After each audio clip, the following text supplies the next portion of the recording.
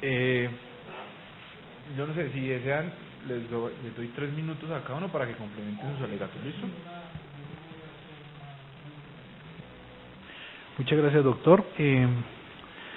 Revisando las pruebas, teniendo en cuenta que el certificado 142459 fue solicitado el 10 de octubre de 1990, es decir, casi 26 años, y el 14503 de la clase 42 que fue solicitado el 144503, el 25 de enero del 91.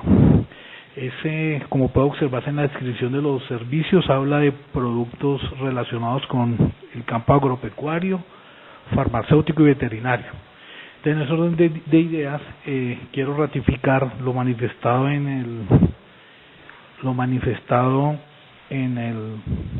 los alegatos, en virtud del cual este es uno de los elementos que permiten determinar la notoriedad, que es la antigüedad de los diferentes signos distintivos con la que cuenta la demandante. Entonces, en ese orden de ideas me pronuncio. Muchas gracias.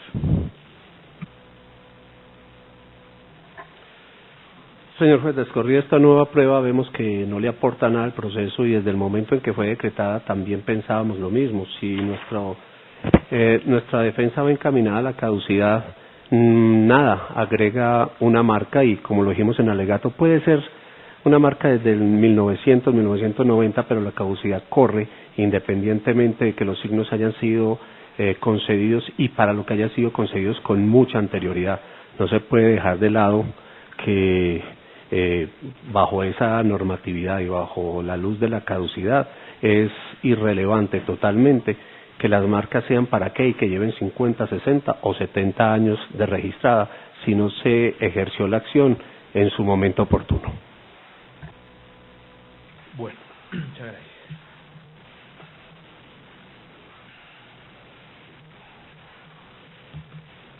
Dicho esto, entonces, voy a dictar sentencia. Para ello, parto por referirme a la legitimación. De acuerdo con el artículo 238 de la decisión 486 de 2000, se establece que el titular de un derecho protegido en virtud de esta decisión podrá entablar acción ante la autoridad nacional competente contra cualquier persona que infrinja su derecho. Agrocampo, SAS, acreditó la existencia de varios derechos de propiedad industrial con el aporte de los siguientes certificados: clase 42, 5, 16, 1, 35, 44, 31, 28, 41, 10, 36, 7, 8, 20, 36 y 37, de acuerdo con los folios 6 a 30 del cuaderno 1.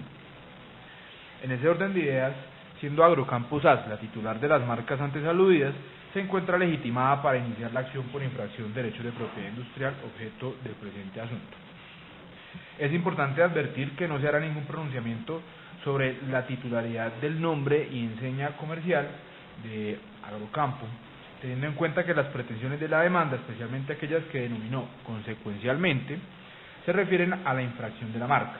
Por tanto, dado que las órdenes que el demandante solicita a fin de proteger sus derechos están enfocadas exclusivamente a la marca y no al nombre comercial ni a la enseña, el despacho no puede ir más allá de lo pedido, pues actuaría en contra de la congruencia. Bien, eso sobre la legitimación. Ahora, antes de proceder con cualquier análisis de fondo, es importante partir por resolver la excepción de prescripción, la cual fue alegada tanto en el trámite de las excepciones previas como en la contestación de la demanda, aunque en ambos casos se hizo con los mismos argumentos. Al respecto, recordemos que el eje central de esta acusación, o de esta defensa más bien, parte de la existencia del establecimiento Almacén y Taller Agrocampo JE desde el año 2001.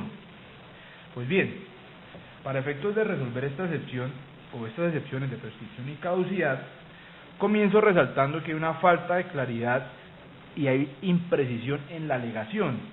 Al respecto, obsérvese que en el memorial de excepciones previas no hay suficiente claridad sobre la diferencia que plantea el demandado en estas dos excepciones. Por ejemplo, en el capítulo que habla de la caducidad de la acción, dice lo siguiente, esto es una cita textual: de tal suerte que atendiendo los términos de prescripción ordinaria de 10 años, la acción caducó en el 2011 o 2012, es decir, se mezclan ambos conceptos sin mediar explicación.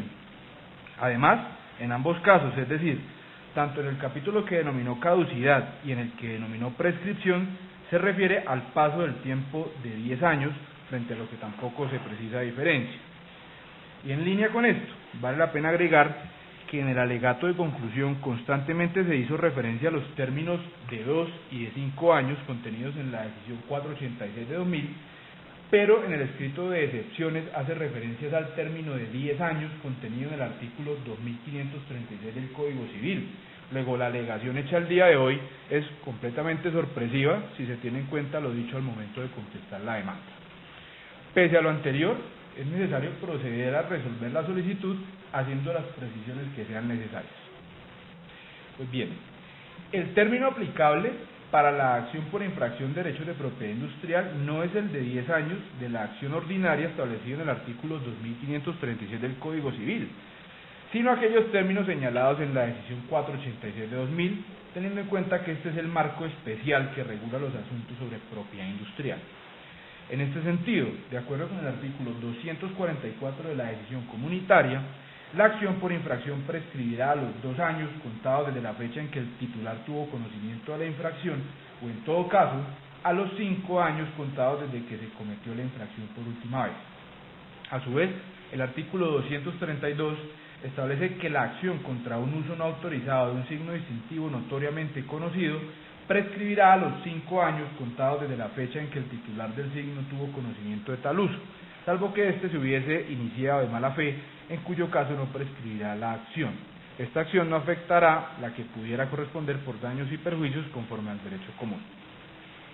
Sobre la base de lo anterior, en el caso que ahora nos encontramos resolviendo, es claro que el término aplicable es el de las marcas notorias, esto es, el de los 5 años, ya que de conformidad con la resolución 8765 de 2015, proferida por la Superintendencia de Industria y Comercio, que obra folios 3145 del cuaderno 1, Agrocampo fue reconocida como marca notoria para distinguir comercialización y distribución de productos veterinarios e insumos agropecuarios para el periodo comprendido entre 2008 y 2013. Y como el uso del signo demandado como infractor se ha hecho incluso dentro del marco de esas fechas, como lo dejó claro el representante legal de la demandada, quien manifestó que el uso no se ha interrumpido a lo largo del tiempo, es posible aplicar este término de los 5 años. Insisto, porque la infracción alegada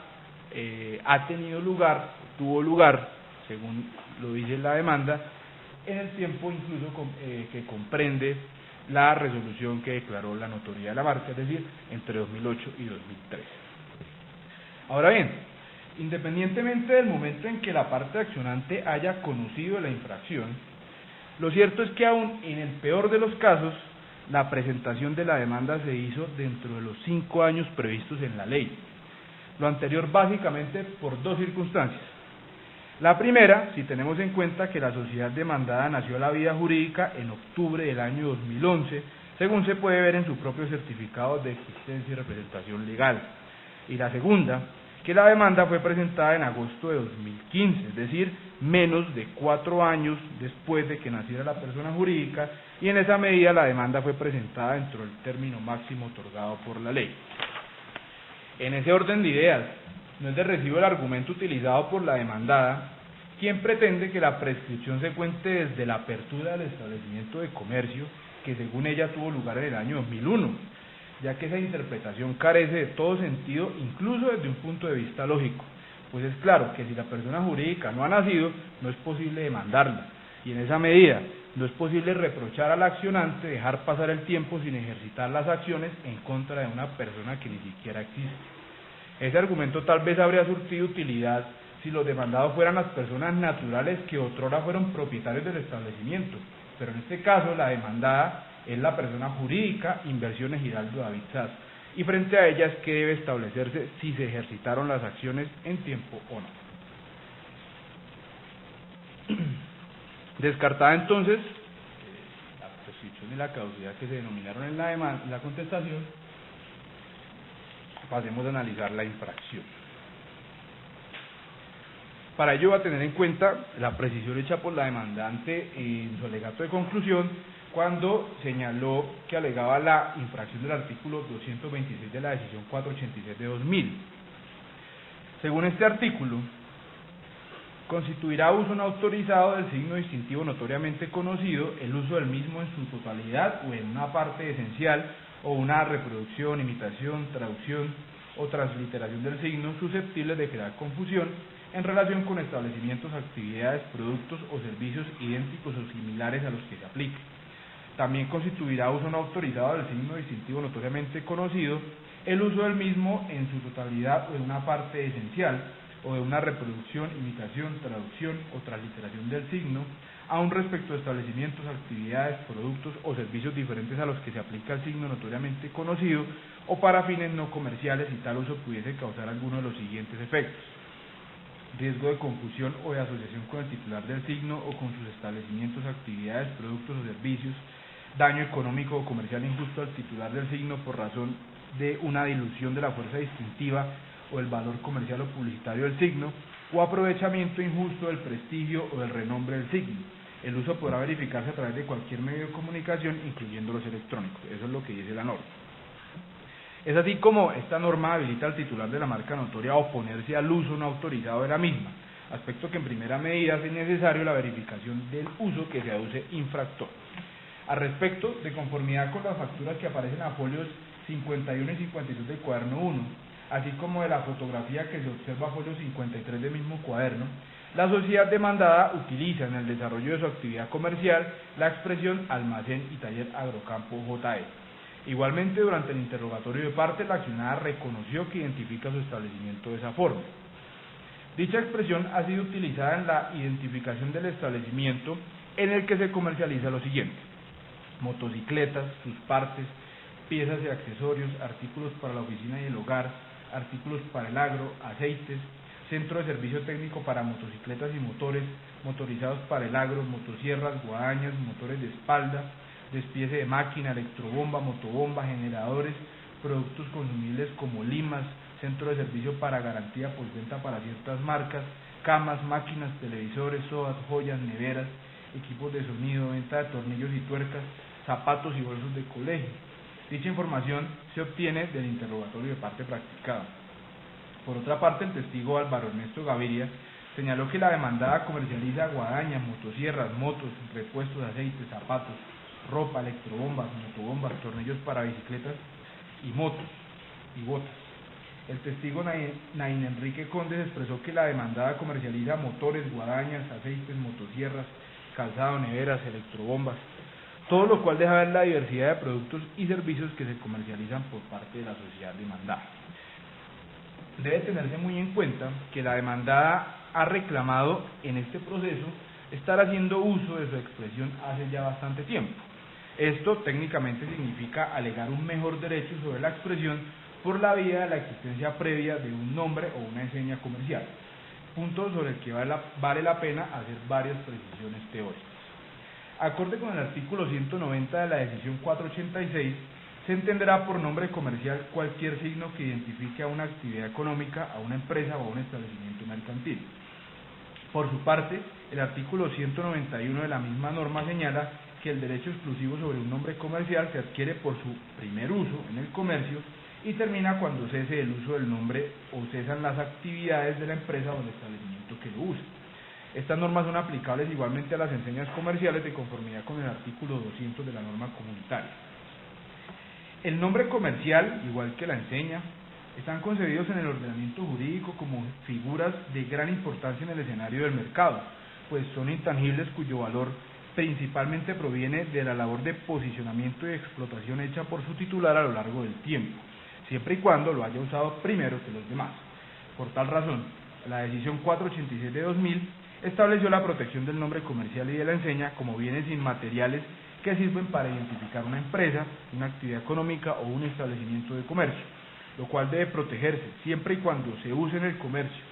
Ese uso sea primero que el de los otros empresarios y que reúna las características de ser un uso personal, público, ostensible y continuo.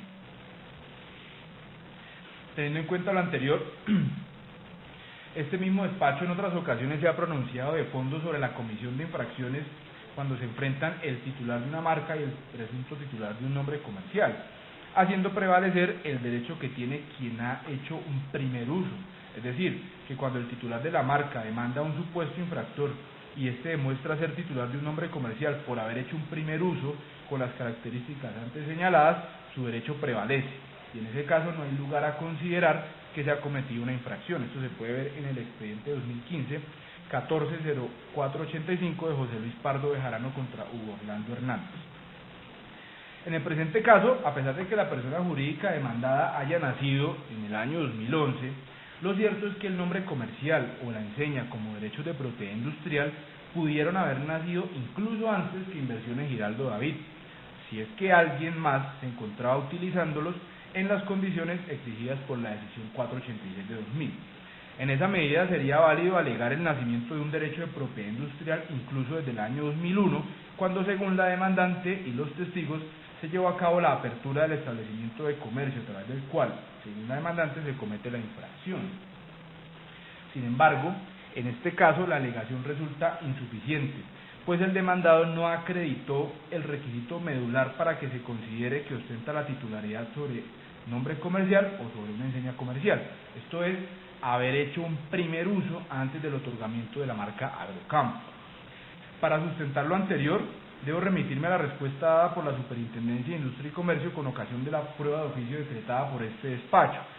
En los documentos allegados puede observarse que la marca Agrocampo en la clase 42, destinada a identificar servicios prestados por establecimientos destinados a satisfacer necesidades individuales, especialmente lo relacionado con productos veterinarios, agropecuarios y ferretería, fue otorgada en el año 1993, es decir, 8 años antes del uso que la demandada alega haber realizado, es decir, antes del 2001. Por esa razón, Inversiones Giraldo David, por no haber hecho un primer uso antes que el registro de la marca de la demandante, no puede reivindicar un derecho sobre un supuesto nombre comercial o sobre una enseña, pues lo cierto es que no es titular de ninguna de las dos. Así, resta establecer si el uso que hace la demandada de la expresión almacén y taller Agrocampo JE infringe los derechos de propiedad industrial que ostenta la demandante sobre la marca Agrocampo. Siguiendo la línea argumentativa de esta sentencia, la sociedad demandante es la titular de la marca mixta Agrocampo que cuenta con certificado 144503 registrada en la clase 42 de la clasificación internacional de NISA, la cual fue concedida mediante resolución de 22 de octubre de 1993. Dicha marca se encuentra registrada para la identificación de servicios prestados por establecimientos destinados a satisfacer necesidades individuales, especialmente lo relacionado con productos veterinarios, agropecuarios y ferretería. Esto se puede ver en folio 6 del cuaderno 1 y folio 68, 69 y 71 del cuaderno 5. De otro lado, el signo que utiliza la demandada es estrictamente denominativo y consiste en la expresión almacén y taller Agrocampo JE. De manera que en el caso puesto en conocimiento de este despacho se encuentran confrontadas una marca mixta, la registrada, y un signo nominativo, el denunciado como infractor. Al respecto resulta pertinente dar aplicación a lo señalado por el Tribunal de Justicia de la Comunidad Andina, que en interpretación prejudicial dentro del proceso 12IP de 2014 expresó lo siguiente. La Corte consultante, al realizar la comparación entre marcas denominativas y mixtas, debe identificar, como se ha señalado, cuál de los elementos prevalece y tiene mayor influencia en la mente del consumidor, si el denominativo o el gráfico. De acuerdo con la doctrina especializada, en el análisis de una marca mixta hay que esforzarse por encontrar la dimensión más característica de la misma, la dimensión que con mayor fuerza y profundidad penetra en la mente del consumidor y que por lo mismo determina la impresión general que la marca mixta va a suscitar en los consumidores. Si al realizar la comparación se determina que en la marca mixta predomina el elemento denominativo compuesto, debe procederse al cotejo de los signos aplicando las reglas que para ese propósito ha establecido la doctrina.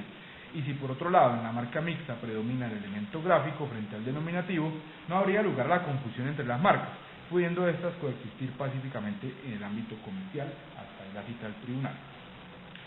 Por otro lado, en proceso 17IP de 2013, el mismo tribunal expresó lo siguiente.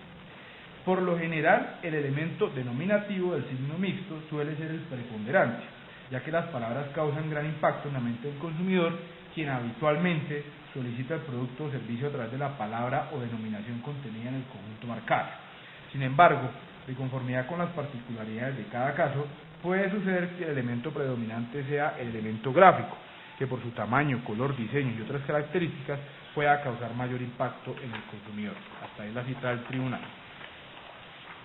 Sobre la base de estas reglas, es claro que en el presente caso, el elemento preponderante del signo mixto, que cuenta con registro número 144503, es el denominativo, esto es, la expresión agrocampo. Lo anterior, teniendo en cuenta la fuerza de esa palabra agrocampo y que su parte figurativa no resulta tan llamativa como esa expresión.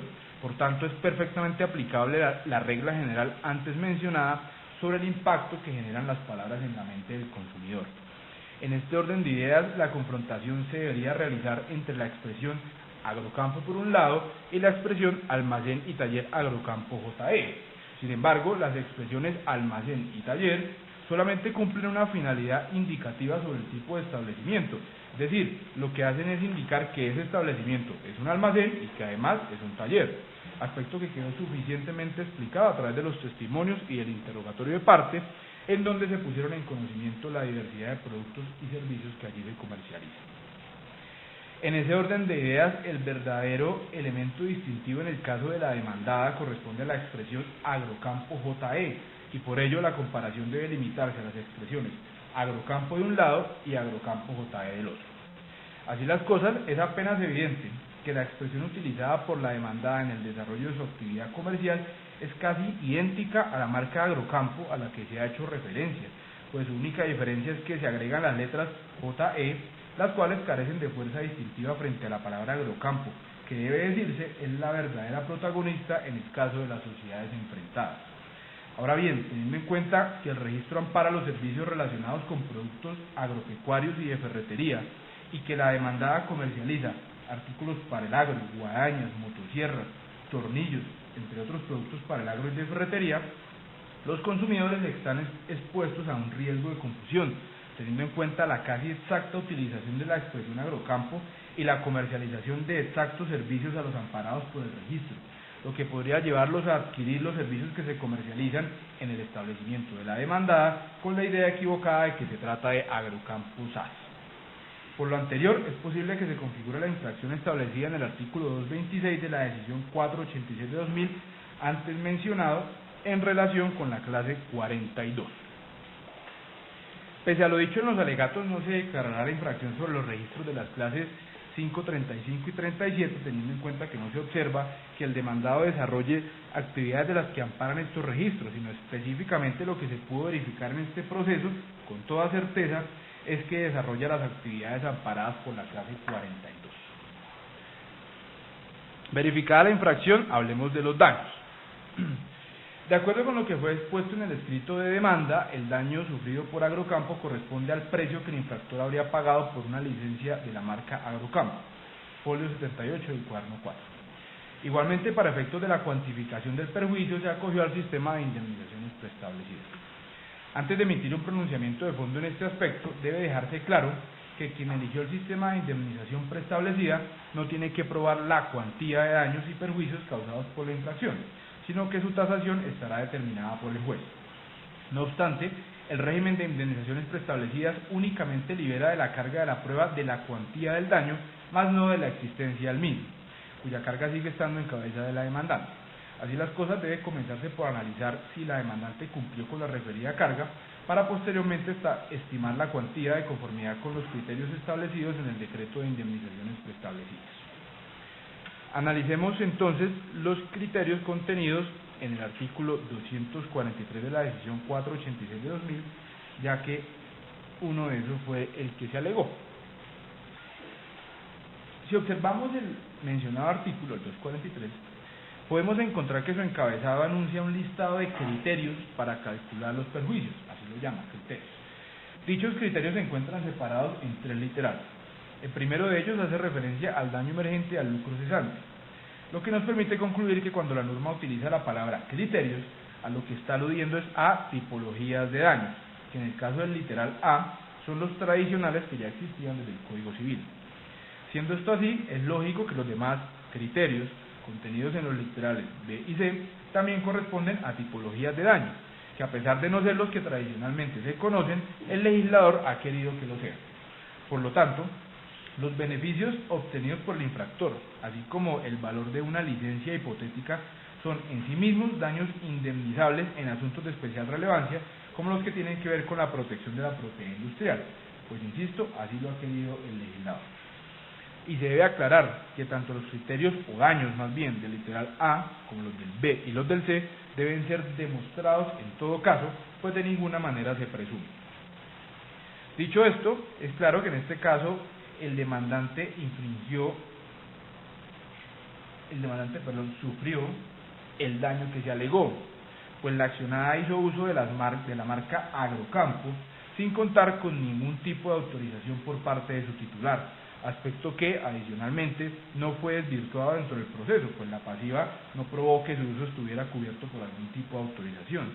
De esta manera se configura la modalidad de daño establecida en el literal C del artículo 243 de la decisión 486 de 2015. Establecido el daño, pasemos a su cuantificación.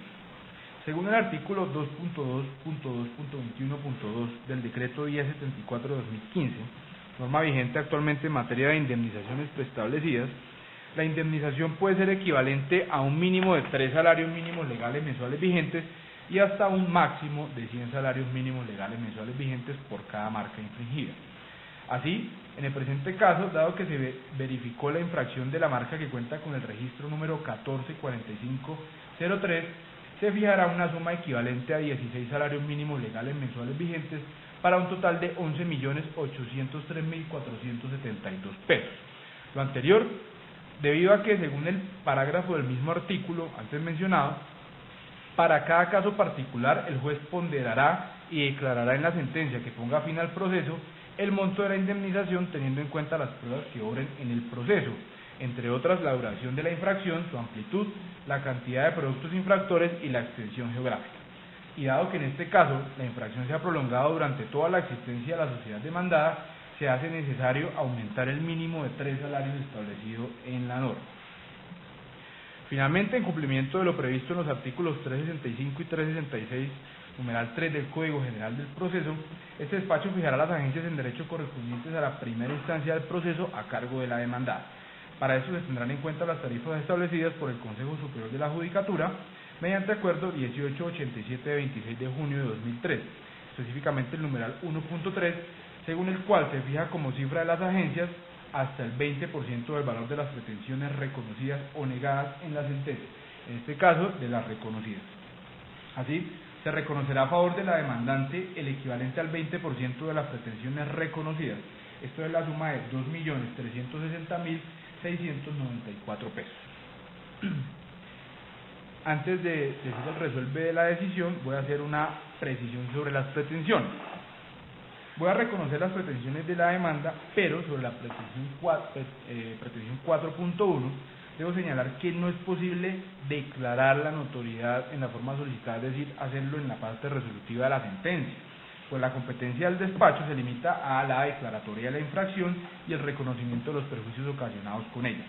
Esto muy a pesar de la posibilidad que existe de demostrar en la etapa probatoria el carácter notorio del signo y que se reconozca tal circunstancia como un hecho probado, pero que no requiere ningún tipo de declaración, como en efecto ocurrió en este caso, en el que la notoriedad fue un aspecto tenido en cuenta para efectos del análisis de la prescripción, incluso del análisis de la infracción en sí misma, de la infracción alegada. En mérito de lo expuesto, el coordinador del Grupo de Trabajo de Competencia Leal y Propiedad Industrial de la Superintendencia de Industria y Comercio, en ejercicio de las facultades jurisdiccionales conferidas por el Código General del Proceso, administrando justicia en nombre de la República de Colombia y por autoridad de la ley, resuelve. Primero, declarar que la sociedad Inversiones Giraldo David SAS infringió los derechos de propiedad industrial de la sociedad Agrocampo SAS, teniendo en cuenta lo expuesto en la parte emotiva de esta providencia. Segundo, ordenar a la sociedad Inversiones Giraldo David SAS retirar de manera inmediata la expresión Agrocampo del nombre con el que identifica su establecimiento de comercio. Tercero, ordenar a la Cámara de Comercio de Urabá la cancelación de la inscripción del establecimiento de comercio Almacén y Taller Agrocampo JE, registrado bajo el número 30714 de propiedad de Inversiones Giraldo David SAS. líbrese por Secretaría de la Comunicación correspondiente, que debe ser tramitada por la parte demandante. Cuarto, ordenar a la sociedad Inversiones Giraldo David SAS abstenerse de manera inmediata de usar la expresión agrocampo en letreros que identifiquen su establecimiento de comercio. Quinto, ordenar a la sociedad Inversiones Giraldo David SAS retirar de manera inmediata la expresión agrocampo de su local comercial, papelería, publicidad o cualquier otro medio comercial. Sexto, condenar a la sociedad Inversiones Giraldo David SAS a pagar a favor de Agrocampo SAS la suma equivalente a 16 salarios mínimos legales mensuales vigentes para un total de 11.803.472 pesos a título de indemnización de perjuicios. Lo anterior lo deberá hacer en un plazo máximo de 60 días contados a partir de la notificación de la presente providencia. Séptimo, condenar en costas a Inversiones Giraldo David SAS. Para el efecto se fija por concepto de agencias en derecho la suma equivalente al 20% de las pretensiones reconocidas. Esto es la suma de 2.360.694 pesos, los cuales deberá pagar Inversiones Giraldo David SAS a favor de Agrocampo SAS. Por Secretaría realice en su momento la liquidación de costos. Octavo, ordenar a la Secretaría de este despacho la expedición de copias de todo el expediente en caso de que la demandante quiera tramitar las acciones que señaló en la pretensión 4.9. Una vez la demandante suministre el dinero necesario de acuerdo a la liquidación realizada por Secretaría, ésta se encargará de expedir las copias. Esta decisión queda notificada en estrados.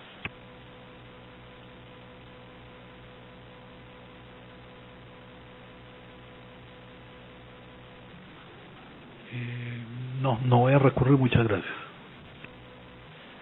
La parte demandada interpone el recurso de apelación, para lo cual solicito al despacho varias cosas. Primero, suspender las medidas que se ha tomado ahí, como la de la Cámara de Comercio, hasta tanto no se resuelve el recurso.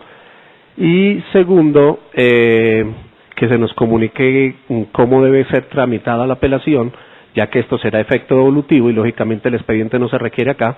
Consideramos que no hay necesidad de pagar copias para que vaya al tribunal, pero queremos que nos lo confirmen de una vez. Posteriormente haré una petición frente a otra situación. Bueno, de acuerdo con el artículo 323 del Código General del Proceso, se otorgan en el suspensivo la apelación de las sentencias que versen sobre el estado civil de las personas, las recurridas por ambas partes, la que nieguen la totalidad de las pretensiones y las simplemente declarativas. Las apelaciones de las demás sentencias se concederán en el efecto devolutivo. De manera que, como esta no es una sentencia de aquellas que están mencionadas como en las que procede el efecto suspensivo, concedo la apelación en el efecto devolutivo ante el Tribunal Superior de Bogotá, Sala Civil, que es nuestro superior jerárquico. Ahora, frente a la solicitud que usted nos hace de copias, dice lo siguiente: aunque la apelación de la sentencia se tramite en el efecto devolutivo, se remitirá el original del expediente al superior y el cumplimiento del fallo se adelantará con las copias respectivas. Por eso, como esto es una apelación que se va en el efecto devolutivo y como hace la salvedad del código, entonces ordeno que se envíe el original del expediente, pero, y para aclarar lo que usted me pregunta, se debe expedir copia del acta de esta audiencia y del CD que contiene la audiencia. Esas copias usted las debe, como demandado, usted las debe pagar, y una vez pues se surta ese trámite se enviará el expediente. Ahora, si verifican el Código General, no pagar esas copias pues va a tener un efecto adverso a ustedes, por eso tienen que estar pendientes de realizar ese pago.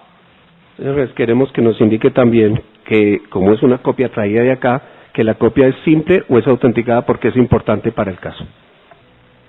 Es una copia auténtica que se expide de acuerdo con la liquidación que le haga la Secretaría. O sea, usted en Secretaría se acerca y ahí le informan, se expide la copia y se envía el expediente. Señor juez, le quiero que me aclare esto, porque es un expediente que está acá, que la Secretaría va a sacar la copia. ¿Por qué se requiere una copia auténtica si saben que es del mismo proceso que está acá y que no lo va a sacar nadie? O sea, la copia debe ser una copia simple, como siempre ha debido ser, y no autenticada. Es un recurso, doctor. Recurso de corro traslado del recurso. Gracias. Doctor, considero que no se tengan en cuenta las pretensiones del demandante, teniendo en cuenta que definitivamente es un formalismo que se exige para presentar el recurso y que solamente estamos hablando del acta y del CD, o sea, lo otro sí va simple, o sea, no se requiere, digamos, la carga tampoco es que sea mucha para el demandado. Entonces, en virtud de eso, pienso yo que hay que pedir las copias tal como se están solicitando, autenticadas y dar el trámite correspondiente. Gracias.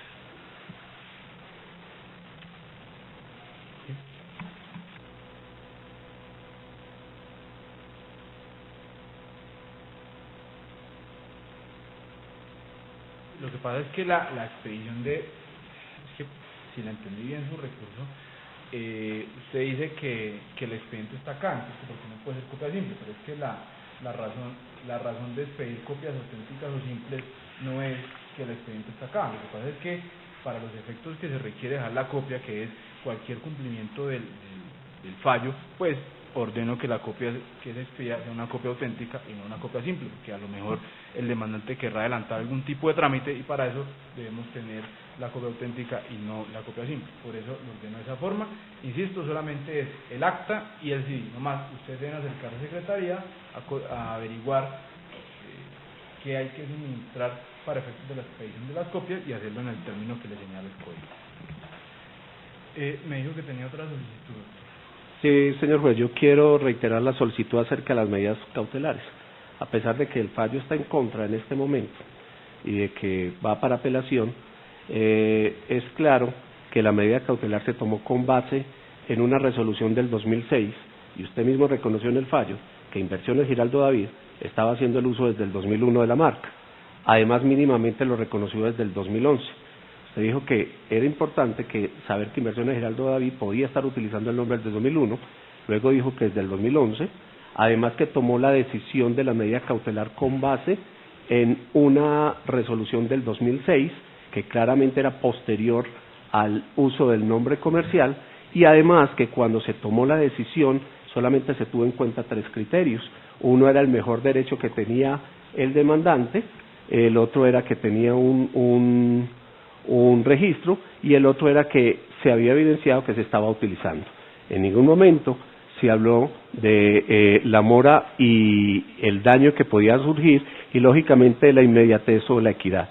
Frente a esto, y vuelvo y repito, sin que constituya un prejuzgamiento y teniendo en cuenta que esa medida se tomó sin los estudios necesarios y que se tomó con base en una resolución que era del 2006 y además que se ha mantenido por 1 año y medio cuando la medida cautelar debe ser temporal, solicito al despacho que sea levantada la medida mientras se tramita la apelación para que posteriormente, si el tribunal confirma o no la decisión, pueda tomarse la decisión que usted lo dijo. De todas formas, quiero verificar eso de acuerdo a esa situación, además porque ahí hay una póliza y una fianza que debe ser ejecutada a favor del demandado.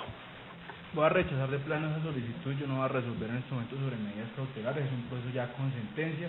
Esa solicitud no solo desconoce la figura de la medida cautelar frente a la figura de la sentencia, ¿sí?, que ya define el proceso, es como si yo resolviera sobre otros autos dictados a lo largo del proceso. Esa solicitud es manifiestamente improcedente y además desconoce el efecto evolutivo de la sentencia, según el cual no se suspende el cumplimiento de la providencia apelada ni el curso del proceso. Es una sentencia que en este momento se debe cumplir y por tanto lo otro que usted me menciona sobre mientras se tramita la apelación, pues de paso sépalo, doctor, pues ese argumento tampoco está llamado a prosperar. Esa sentencia se pone el efecto devolutivo, así que concedió la apelación.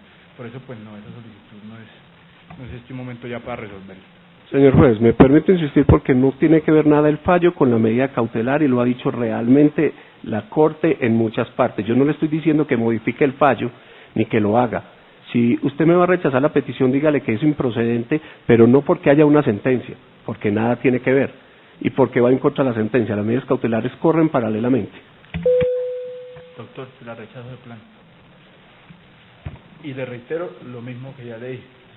Eso desconoce qué es una medida cautelar y desconoce el acto procesal del juez de la sentencia. La solicitud es abierta y manifiestamente improcedente.